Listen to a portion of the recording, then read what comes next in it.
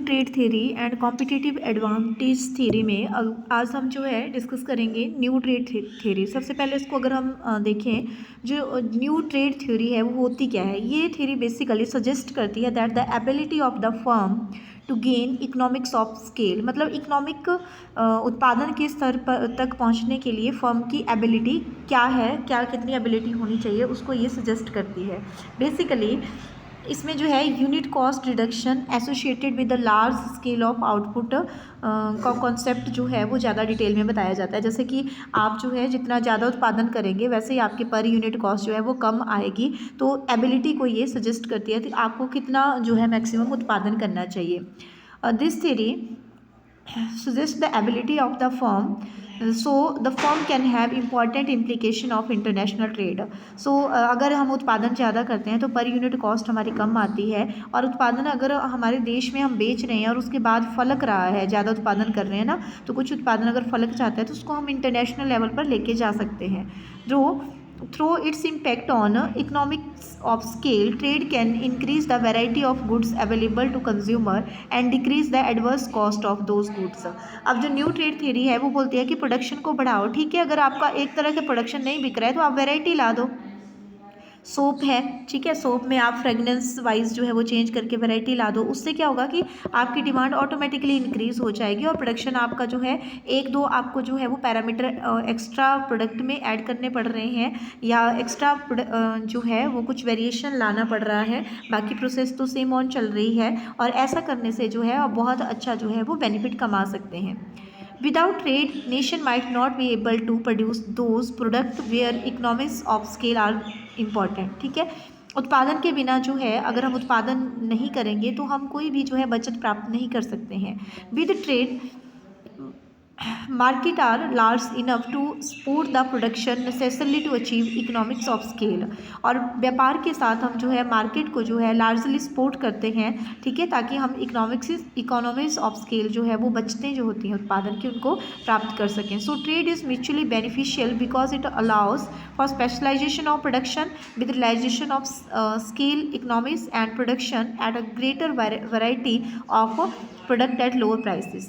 सो जो न्यू हमारी trade theory है वो सिंपली हमें क्या बोलती है कि देखो, अगर आपको जो है उत्पादन की बड़े स्तर की बचतें चाहिए, पैमाने की बचतें चाहिए, तो आप क्या करिए, अपना उत्पादन बढ़ाइए। ठीक है, तभी आपकी पर यूनिट जो कॉस्ट होगी वो कॉस्ट ऑफ प्रोडक्शन कम होगी।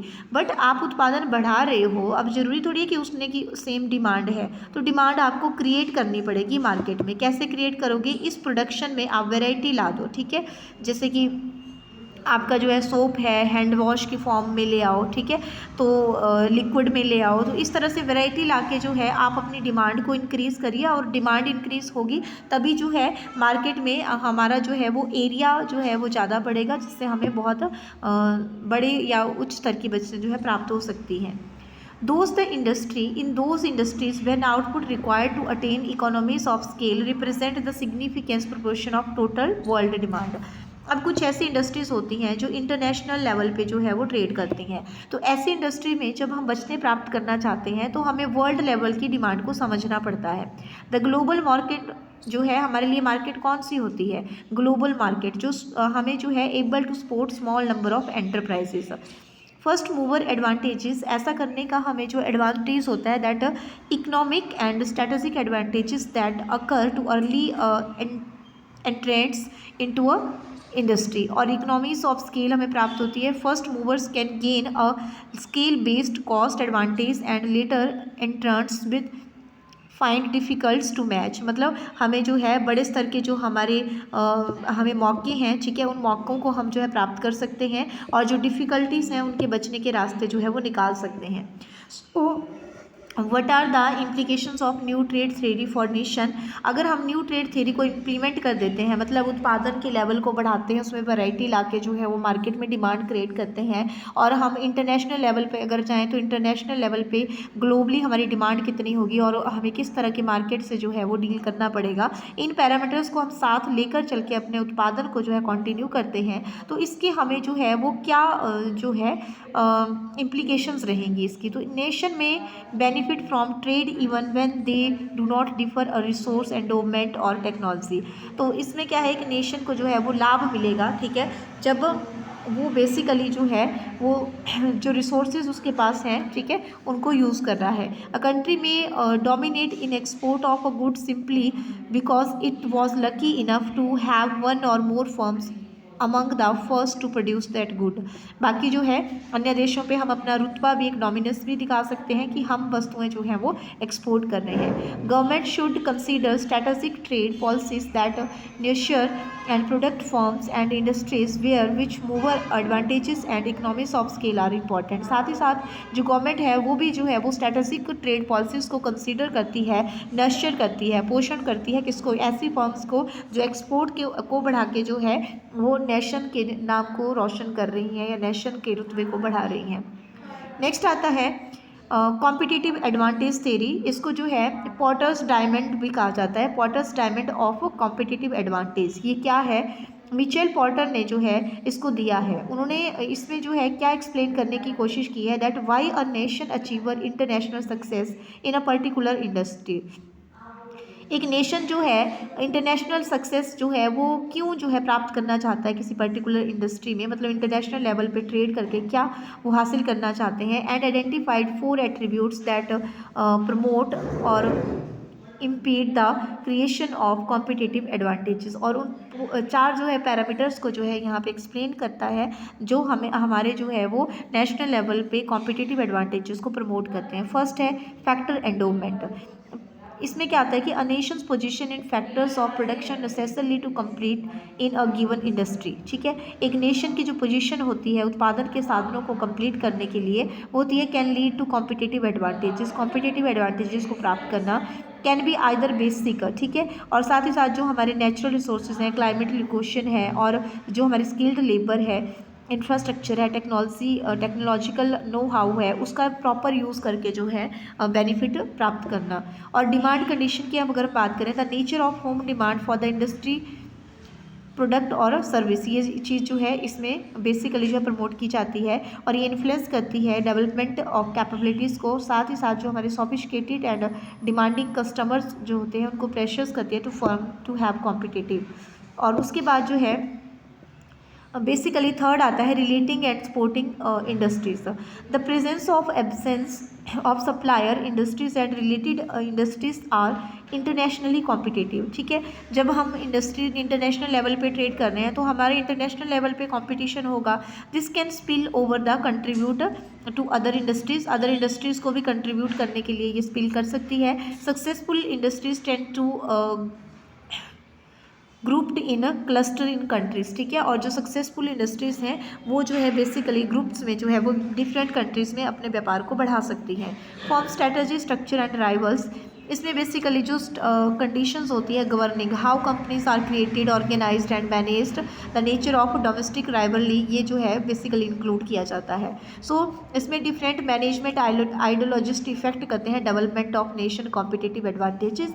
जो इंटरनेशनल लेवल पे हम जो है एक कॉम्पिटिशन का एडवांटेज लेना चाहते हैं तो उसमें बेसिकली हमारी जो आइडियोलॉजिस्ट होती है मैनेजमेंट की वो जो है वो अफेक्ट करती है। Various domestic rivals creates pressures to innovate to improve quality. साथ ही साथ जो है जो वेरियस डोमेस्टिक राइवल्स होते हैं वो एक प्रेशर भी क्रिएट करते हैं कि अगर देखो इंटरनेशनल लेवल पे तो और लोग भी आ रहे हैं ना, तो अगर हमें वहाँ पे सक्सेस होना है तो हमें क्या देना पड़ेगा, क्वालिटी देनी पड़ेगी प्रोडक्ट में और कॉस्ट जो है वो कम रखनी पड़ेगी। तो इस तरह से जो है इसमें ये चलता है। Porter's two diamond of competitive advantages है, उसको हम इस तरह से समझ सकते हैं।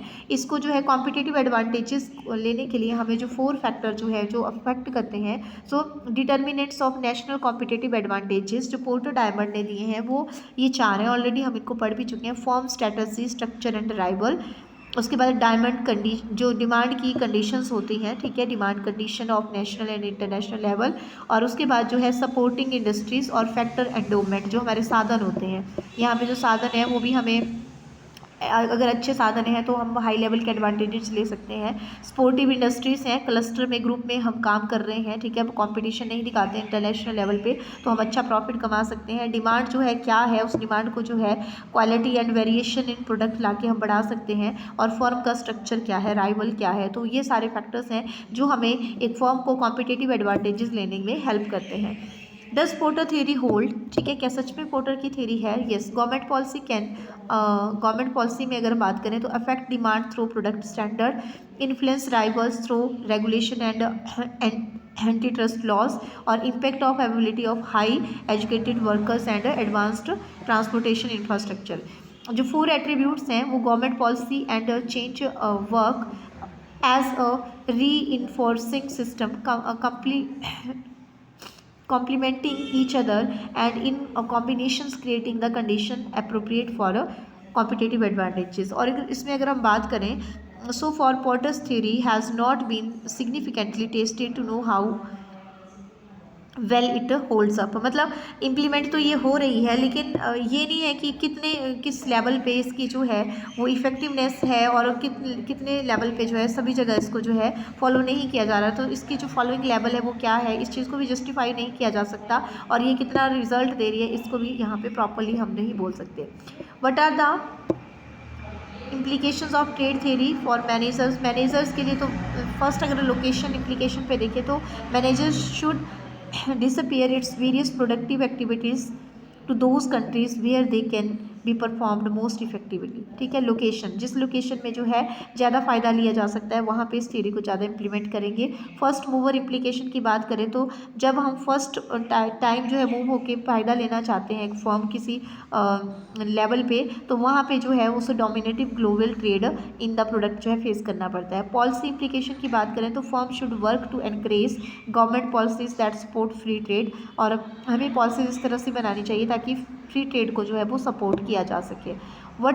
नेक्स्ट आता है what is balance of payment? तो ये तो हमें पहले क्लियर है दैट बैलेंस ऑफ पेमेंट क्या होता है। किसी कंट्री की जो रिसिप्टेंट पेमेंट होती है उनका जो एक तरह से बैलेंसिंग इसमें दिखाई जाती है। So a country's balance of payment accounts keeps track of payment to the receipt from other countries from a particular time period. Balance of payment accounting uses double entry bookkeeping, so the sum of current account balance and capital account balance and the financial account should always be add up to 0। 3 तरह के हमारे पास account होते हैं। एक current account जिसमें जो है हमारी जो रिसिप्टेंट पेमेंट होती है डे टू डे नेचर की।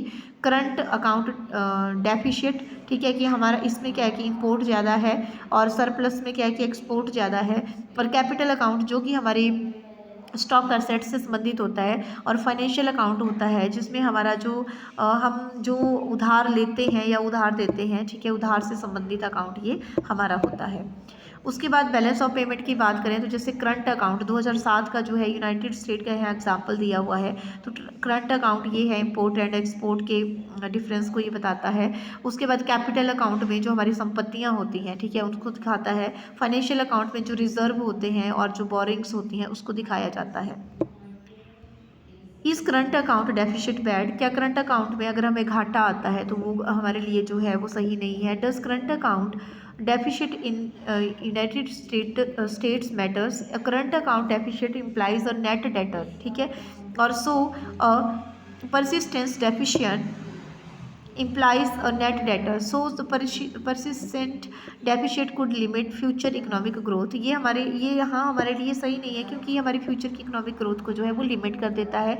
साथ ही साथ जो फ्लो होता है हमारा पेमेंट्स का उसको भी कहीं ना कहीं इम्पेक्ट करता है। सो ये हम बोल सकते हैं कि yet suppose foreigner stop buying US assets from and sell their dollars for another currency, the dollar crisis could occur, ठीक है। तो इससे क्या होता है कि क्राइसिस भी, करेंसी क्राइसिस भी अकर हो सकते हैं। सो जो हमारा करंट डेफिशिट है वो कहीं ना कहीं जो है वो एडवर्स रिजल्ट हमें देता है।